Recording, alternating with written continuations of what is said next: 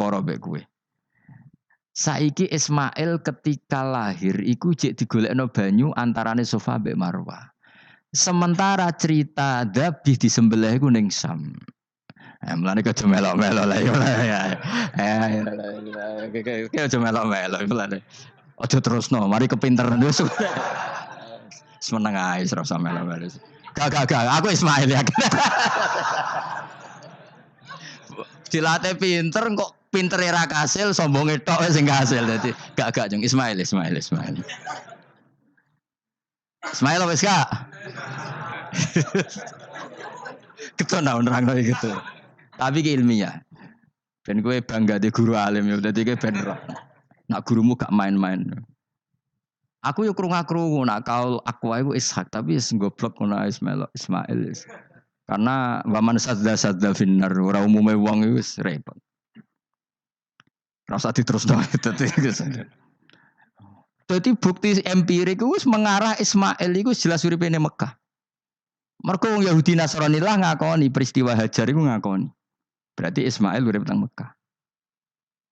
Akhirnya Rabi mbek suku Jurhum terus nurono Sayyid Adnan sak teruse sampai tok Kanjeng Nabi Muhammad sallallahu alaihi wasallam. Mulane dibak utawa manakib utawi napa? Berjanji. Niku pertama sing disebut abtadiul imla bismillahirrahmanirrahim terus wa ba'du fa aqulu wa Muhammad bin Abdillah. Kenapa dibak berjanji lah ya. Kenapa nerangkan nasabnya Nabi Muhammad? Karena yang dipertanyakan Muhammad jadi Nabi turunannya siapa? Karena syarat Nabi itu harus turunan Nabi. Makanya berjanji nerangkan wabak tu fa'akul wa Muhammad bin Abdullah bin Abdul Muttalib wasmuhu Syaibatul Hamdi Khumitat Khisaluhus Saniyah. Dan masih terbukti di Ka'bah itu ada pintu namanya pintu Babu Bani Syaibah. Yaitu nama lain dari banyak Kanjeng Nabi. Terus diteruslah sampai wa'adnanu bila raibin intadzabil ulumin nasabiyah ila dzabihi Ismail. Iku partaimu. Mergo berjanjilah darani dzabihu Ismail. Alhamdulillah jadi terus kowe yo menang. Kenapa?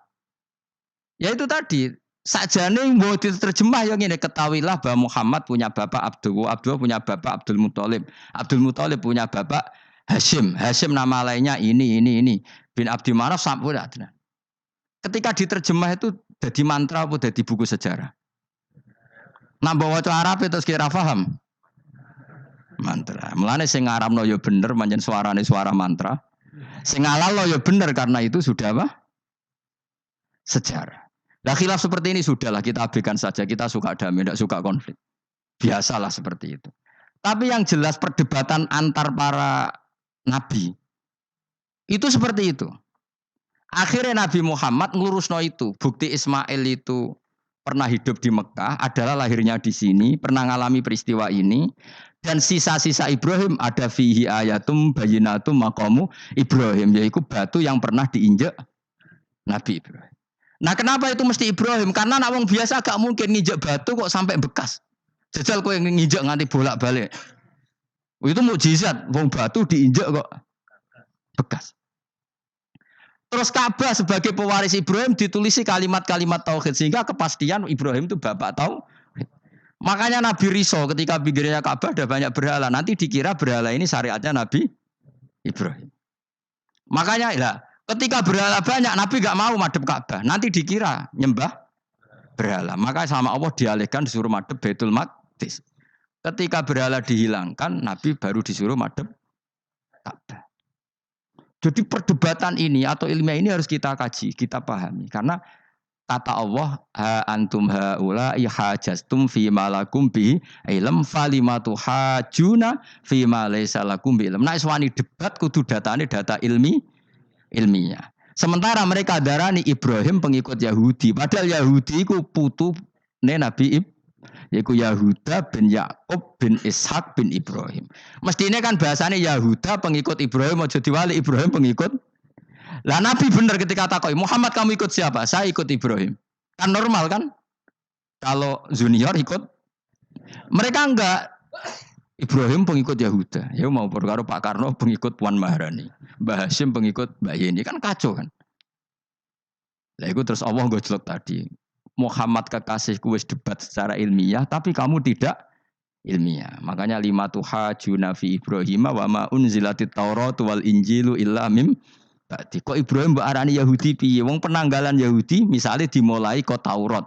Taurat Musa. Musa iku generasine sakwise Ibrahim. Tapi Ibrahim mbok arani pengikut Musa. Dong ya. Jadi itu masalah-masalah. Tapi ayat-ayat ngono iku ora populer. Kowe seneng ayat populer ya poligami fankihu ma tobalakum. Kowe iku sing ora alim lah wapal. Mergo di kepentingan apa? Poligami. Mbek wong sing seneng keramat, senengane dalil wa may taqilla Allahu makhruja.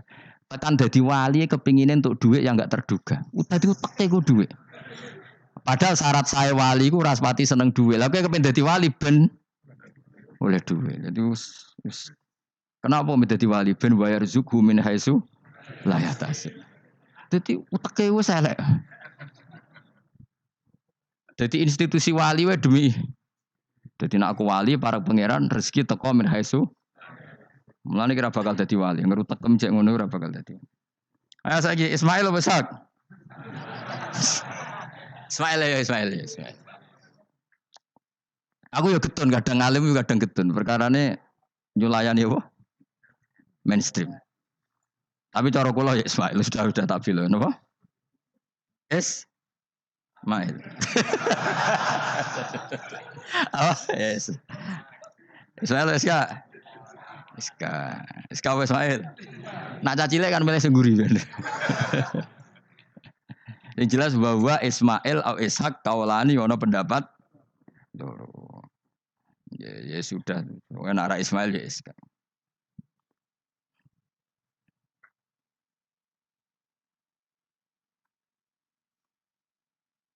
Tapi kabeh kitab itu pancen setuju Iska, tapi ben kok. Aku kadang ya, aduh matane wong tenan. Ya sudah, pokoknya kaulani apa? Ada dua pendapat, yaitu Ismail atau Ishak atau malah kita alime to kowe. Ada dua pendapat. Oh. Jadi kesane macane kitab akeh ngono. Gak ngerti mau hasil ngaji ke bengi.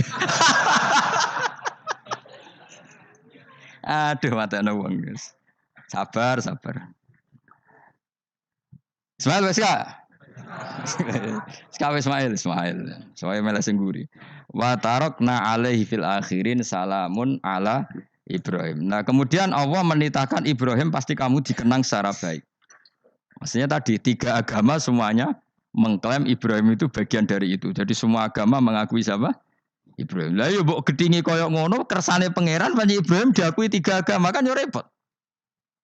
Lah iya kowe ra cocok Ibrahim diklaim Yahudi, diklaim Nasrani, tapi kersane Allah Ibrahim itu orang atau sosok yang dipuji tiga agama. Ya wis kersane pangeran. Ini jelas kalau bersaksi betul di Hebron itu ada makam Ibrahim, Ishak, Yakub. Yakub karena nama lainnya adalah Israel total di sinagog. Meskipun kita tetap kita pasti yakin kalau Yakub itu nabi dan tidak ada sangkut pautnya dengan keyahudian. Maka kita statusnya mengikuti Quran saja. Kalau status artefak atau fisik itu tinggal sing gawe makom. Nggih mboten. Misalnya tadi Ibrahim karena makamnya di Israel dikuasai orang Yahudi, terus mereka tinggal saja ganti kafan ala Yahudi, dikemuli ala Yahudi, selesai.